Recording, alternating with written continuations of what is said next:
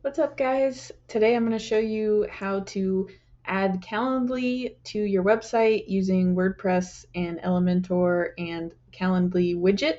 So let's go ahead and dive in.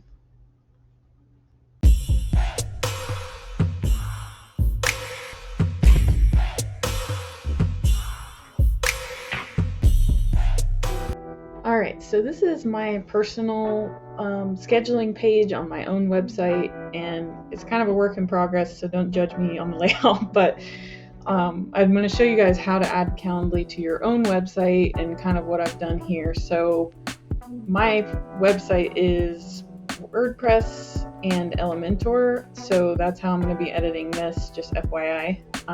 If you're not using that, this may not be that helpful, but you'll still be able to get the same little code snippet from Calendly and put that into your own website if it isn't WordPress. But this one is going to be WordPress specific, so this is basically my page. I'm going to go ahead and go to edit with Elementor so I can click and edit and move stuff around easily.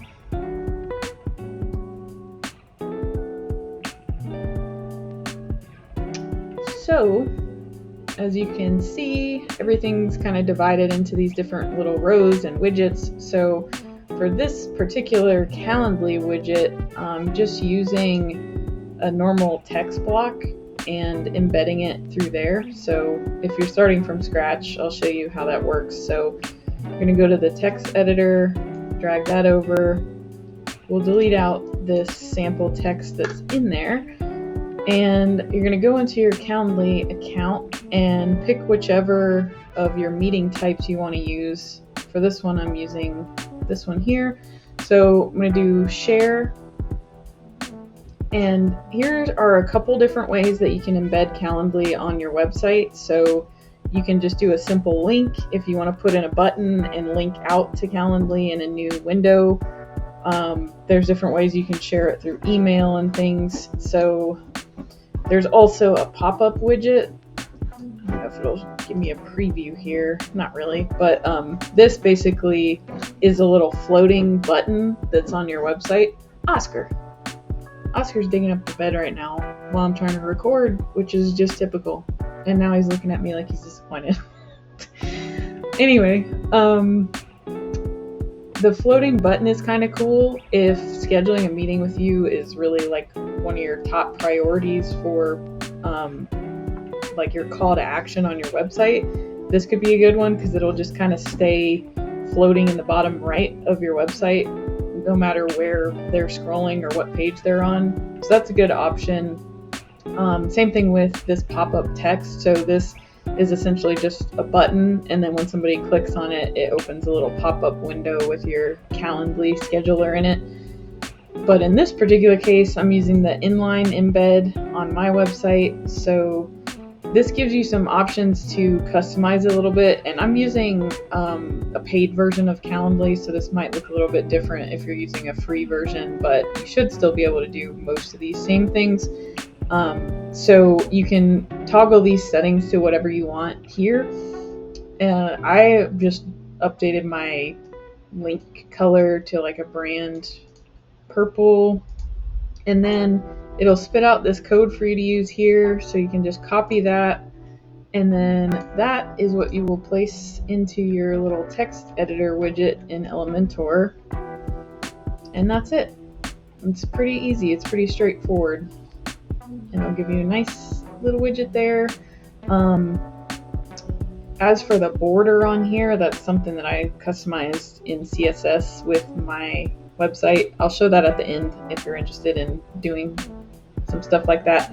Otherwise, you can preview down here in responsive mode just to make sure the widget looks good on like a tablet view and a phone view, which it's responsive, so it adjusts automatically and it works fine. So yeah, that's really all there is to it. If you're not familiar with Calendly, I highly recommend checking it out and setting up an account. You can do a free version that it just offers you one meeting type, but it's a good place to get started, and mine for the longest time. I had a free account for like years, and I just had a 30-minute meeting that people could schedule with me, and I could set my availability of certain days or times of when I wanted people to be able to schedule or not. And you can do a lot of other things with it, like integrating your Zoom account or your Google Meets to automatically send the meeting link to whoever schedules with you. You can set up follow-up reminder emails and things like that. And there's really a lot you can do with it. So definitely check it out if you haven't already. I find it saves me a ton of time and effort when going back and forth in emails with potential clients or current clients. Even before Calendly, it was like you're having to email back and forth of, oh, I'm available these days and times. What about you? Oh, I'm only available these days and times. And then you're trying to coordinate. Then you have to send the meeting link back and forth. And it's just a lot. It's not that big of a deal, but it's a lot of back and forth that is eliminated by just setting up a simple Calendly widget. So I highly recommend it. Check it out if you have not already.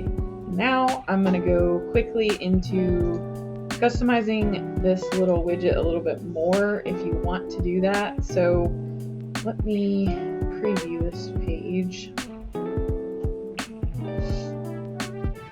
So my Calendly widget has this little border around it, and I rounded the corners of it too, just to make it look a little bit nicer, and it matches the rest of my site. See, these are just little tedious design things that I kind of, I guess, take for granted and just do. But I wanted to show you guys how to do that if you're interested. So if you're not super familiar with HTML and CSS and embedding stuff from other websites and things like that, essentially what this Calendly widget is an iframe. So an iframe is just a little box that is embedding something from another website. So in this case, it's like my Calendly calendar and scheduler. It could be like a YouTube video or an Instagram feed or a million other things that you could use as an iframe. So what I did was just style the iframe element specifically to have this border. So there's 3 different features of a border in CSS. So the first one is basically the shape of the border. So you can do a solid border, dashed, dotted, all sorts of different things. You can look that up if you want to experiment with it.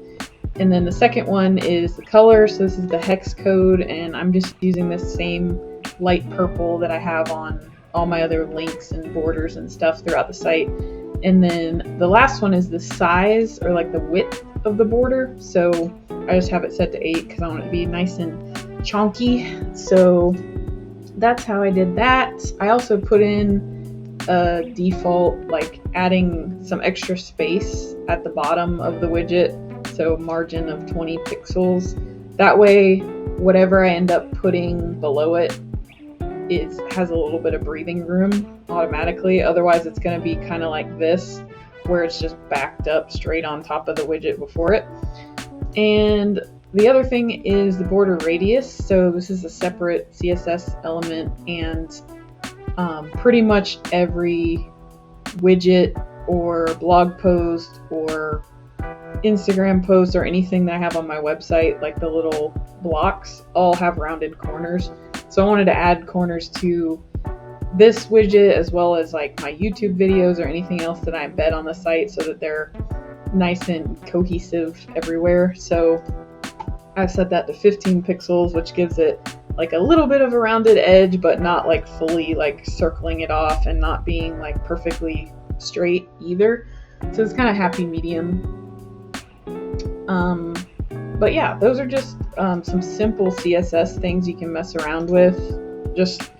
I'll post this in the description if you want to copy and paste this exact code that I have here, and it will work on your site, whether it's WordPress or not. And you can kind of experiment with putting your own colors in here, trying out different border types, different sizes, and If you don't want to have it rounded, you can delete this whole line right here. Just kind of experiment with it and dip your toes in and see what happens. But I think that adds a little bit of just extra character, extra like branded bits to your site, which is nice. So yeah, I guess that's it for today, and I hope this post was useful to you guys. Check out the description for more information, and I'll see you guys in the next video.